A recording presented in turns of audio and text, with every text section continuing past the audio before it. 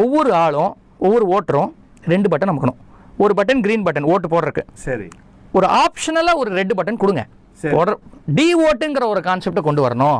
இப்போ எக்ஸாமில் negative marking மாதிரி, இப்போ நம்ம ஒரு தேர்தல் வாக்குறுதியெல்லாம் கொடுத்துட்டு ஒரு 5 வருஷம் மக்களை ஏமாத்தின ஆளுக்கு நீங்கள் டி ஓட்டு கூட போடலாம். டி ஓட் போட்டால் என்ன ஆகும்னா அவங்க வாங்குற டோட்டல் ஓட்டில் டி ஓட்டான ஓட்டெல்லாம் மைனஸ் செய்யப்படணும். அப்புறம் தான் ரிசல்ட் கொடுக்கணும். ஓஹோ, அப்படி பார்த்தா இப்போ என்ன ஆகும் சொல்லுங்கள்? ஏடிஎம்கேலாம் டிஎம்கேக்கு டி ஓட் போடுவாங்க. ஆமாம். டிஎம்கேலாம் ஏடிஎம்கே டி ஓட் போடுவாங்க. காங்கிரஸ் பிஜேபி டி ஓட் பண்ணும், பிஜேபி காங்கிரஸ் டி ஓட் பண்ணும், சுயேட்சை ஜெயிச்சிருவான். ஆமாம். ஸோ ஒரு நல்லவன் இங்கே ஜெயிக்கணும்னாலே சிஸ்டமே மாற்ற வேண்டியிருக்கு. இப்படி ஒரு எலெக்ஷன் நடக்கணும், அதுக்கு ஒரு தனி ஓட்டிங் மிஷின் கிரியேட் பண்ணணும்.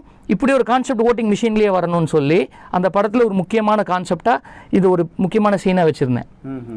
அப்படி வச்சா இங்கே இருக்கிற எல்லா சுயேட்சையும் திடீர்னு ஜெயிச்சிருவாங்க. இப்படி ஒரு